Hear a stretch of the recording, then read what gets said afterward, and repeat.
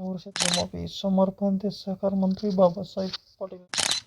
कर्जमुक्ती योजनेतील पहिल्या 16,96,000 पात्र शेतकऱ्यांपैकी 6,20,000 शेतकऱ्यांना दुसऱ्या टप्प्यात रक्कम सोमवारपर्यंत वितरित करण्यात येणार असल्याची माहिती सहकार मंत्री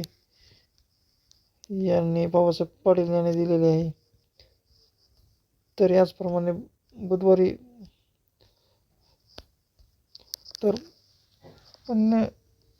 पुण्यश्लोक आयोजित कर्जमुक्ती योजनेतील पहिल्या 16,96,000 पात्र शेतकऱ्यांपैकी 6,20,000 शेतकऱ्यांना दुसऱ्या टप्प्यातील कर्जमाफीची रक्कम सोमवारपर्यंत वितरित करण्यात येणार असल्याची माहिती सहकार मंत्री यांनी दिली. सहकारमध्ये कर्जमाफीची रक्कम वितरित झाल्यानंतर त्यांना प्रोत्साहन अनुदानाचे वाटप करण्यात येणार असल्याचे यात नमूद केले आहे. तर झालेल्या पत्रकार परिषदेमध्ये मंत्री पाटील यांनी ही माहिती दिली. कर्जमाफीसाठी पात्र 2.5 लाख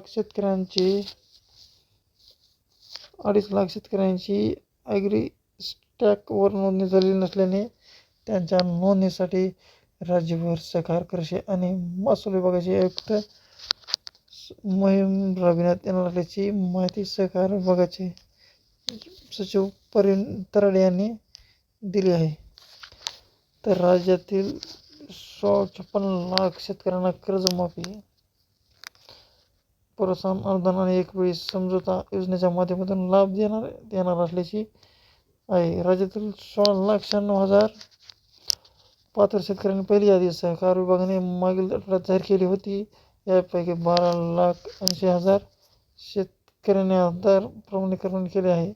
6,22,000 शेतकऱ्यांना 5,70,16,206 रुपयांची रक्कम मागील आठवड्यात वितरित करण्यात येणार होती.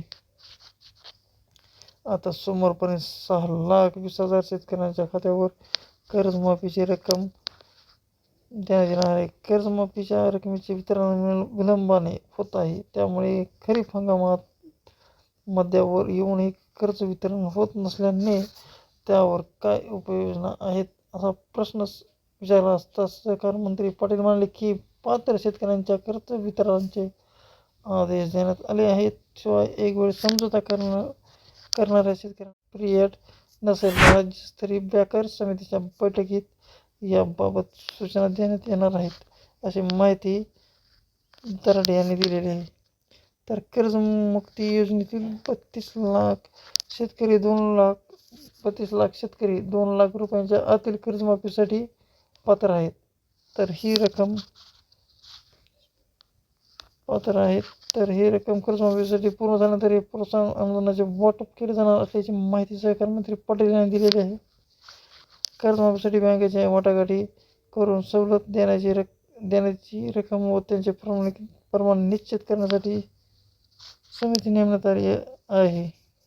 SBI आणि महाराष्ट्र ग्रामीण बँकेबाबत या समितीच्या बैठकीत निर्णय घेतला जाईल असे प्रधान सचिव तरडे यांनी दिलेली आहे. तर आपल्या चॅनलवर नवीन असाल तर सबस्क्राईब करायला विसरू नका. तर धन्यवाद.